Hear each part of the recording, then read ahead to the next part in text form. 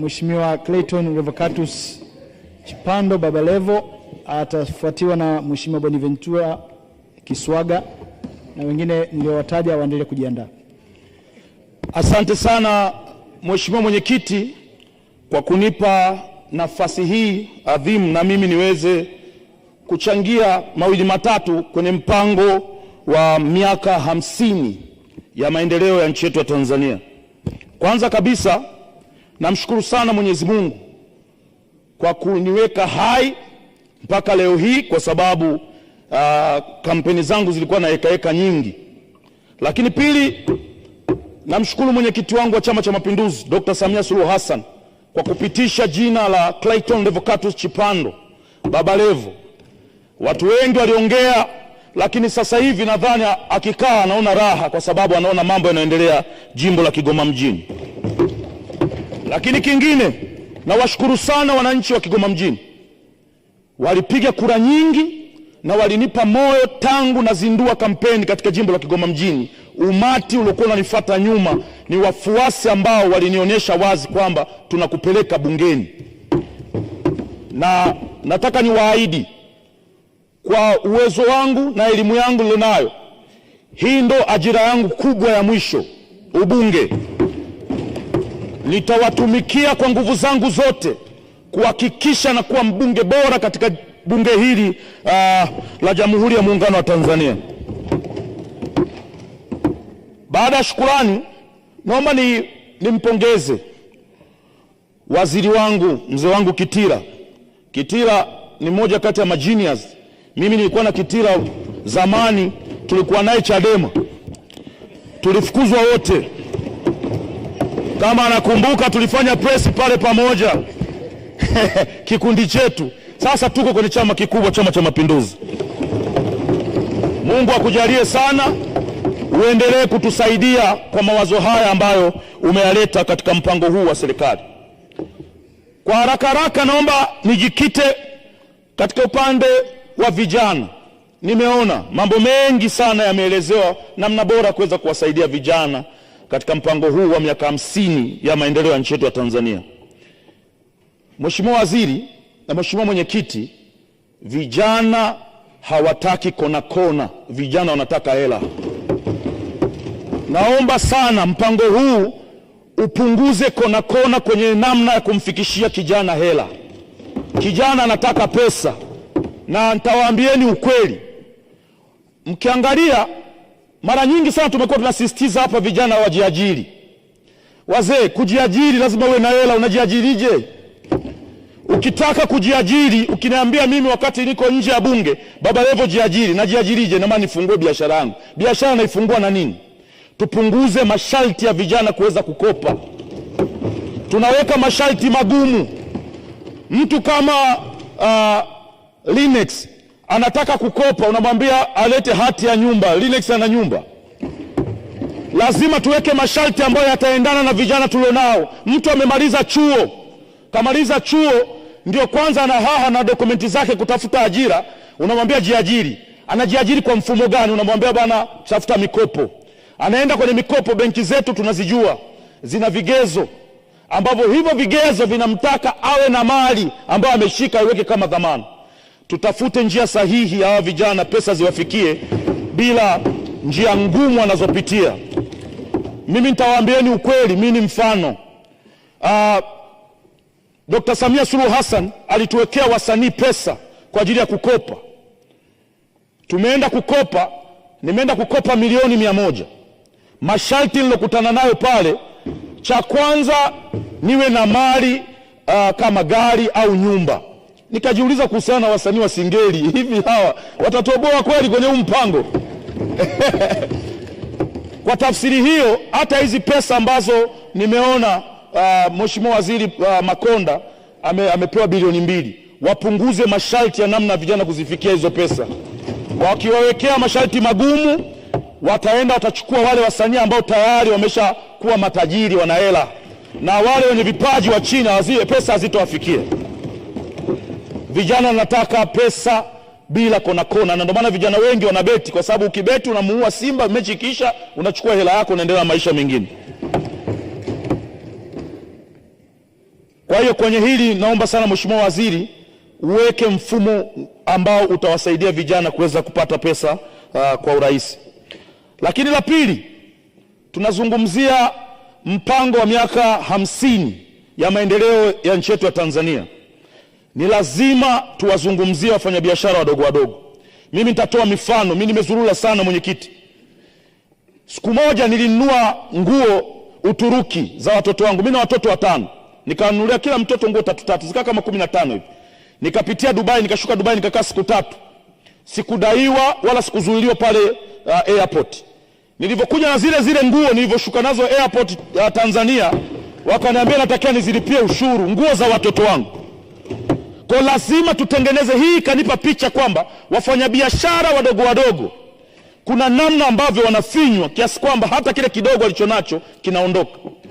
Mfanyabiashara na simu 2, simu 3, mwacheni apite. Kama kunaonekana kuna ugumu wa kufuta hizi kodi ndogo ndogo, si dhahabu zipo, tuuze tu. Tupunguze hizi kodi ndogo ndogo.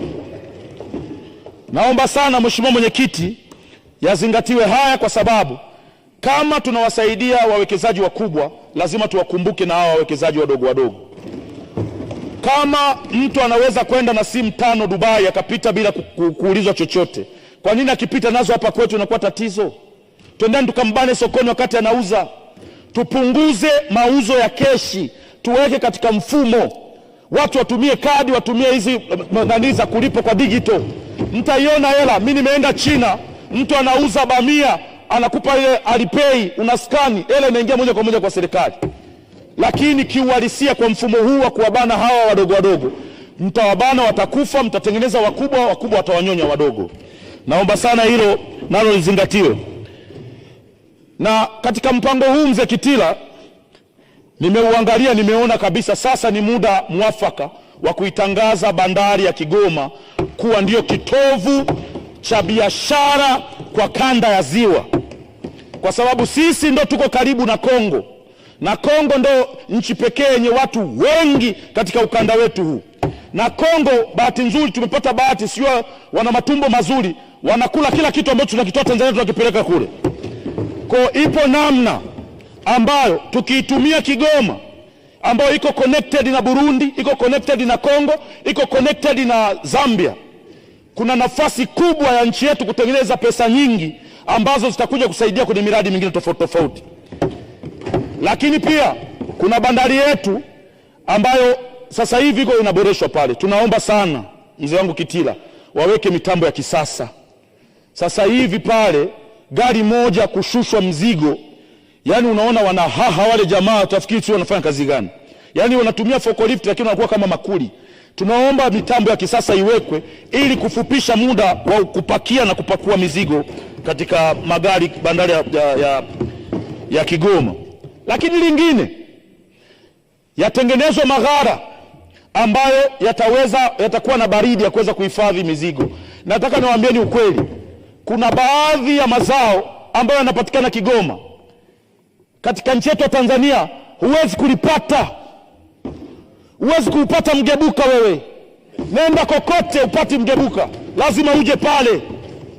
Lakini pia tuna chikichi. Chikichi ndio zao pekee ambalo unaweza kulibadilisha kuwa chochote, na nitawaambieni hapa. Chikichi unaweza kubadilisha ikawa mawese, ukaibadilisha ikawa mafuta ambayo tunakuwa tunasema kolie, ukabadilisha lile ganda lake likawa meza. Ukibadilisha ule mse wa ndani unaweza kubadilisha ukawa sabuni. Ili ni zao moja. Waziri mkuu aliyepita mzee wangu mzee Majaliwa alikuja Kigoma katika kupambania hili zao, akasema kila mwananchi wa Kigoma mjini apande mchikichi kwenye nyumba yake nje. Hilo jambo halijatekelezeka kwa sababu hakuna kiwanda ambacho hawa watu wakishapanda hayo mazao kwenye manyumba yao watapeleka wapi? Tutengeneze kiwanda ambacho kitasaidia zao la chikichi liweze kuokoa uchumi wa nchi hii. Na wasihi sana, mmekuwa ni maneno mengi kuhusiana na chikichi. Tunajua Malaysia na Indonesia wamekuwa wakipambana kuhusiana na chikichi, na sasa hivi tunaona maendeleo walionayo. Na wasihi sana ndugu zangu, nyinyi wataalamu, mmesoma sana, tulibadilishe chikichi iwe kama watu wa Geita wanavyotumia dhahabu kwa ajili ya maendeleo ya mji wetu wa Kigoma. Lakini haya yote tutayasema Kama Kigoma hakuna miundombinu mizuri ni aibu. Mheshimiwa Waziri, na najua Mheshimiwa Waziri Mkuu anaenda kesho Kigoma kwenye miaka 49 Chama cha Mapinduzi, wakati anatua na ndege apige jicho chini, wakati ndege imeshuka kidogo, aone vumbi iliyotapakaa katika mji wa Kigoma mjini. Ni aibu kuita Kigoma mjini wakati 85% ni barabara za vumbi. Ni aibu. Kwa nini mnatufanyia hivi? Kwa sababu kiuhalisia kabisa, sisi mkitutumia kama kitovu, hii nchi itapunguza tozo nyingi sana za ajabu ajabu mtaani, kwa sababu tutaleta pesa. Hizo pesa zitasababisha mpunguze tozo nyingi. TRA tozo alizonazo, mfanyabiashara akilipa tozo zote anafilisika. Hata Baresa kama atalipa zote kwa pamoja atafilisika. Kwa ni lazima tuwe na vyanzo ambavyo vitasaidia kuwapunguzia mzigo wa wafanyabiashara. Nisaidieni Kigoma, tuwasaidie kupunguza gap lililopo katika bajeti zetu katika nchi yetu ya Tanzania. Tutengenezeni barabara.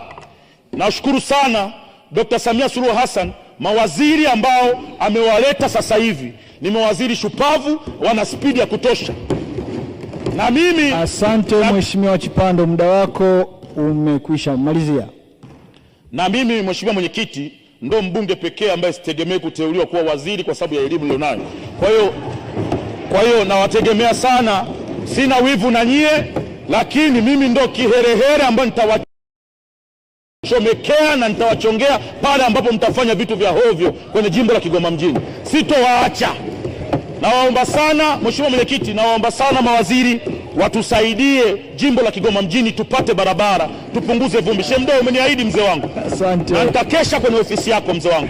Naomba nisaidie barabara. Bila barabara sintorudi humu ndani. Na kama utaki nirudi usinipe barabara mzee wangu.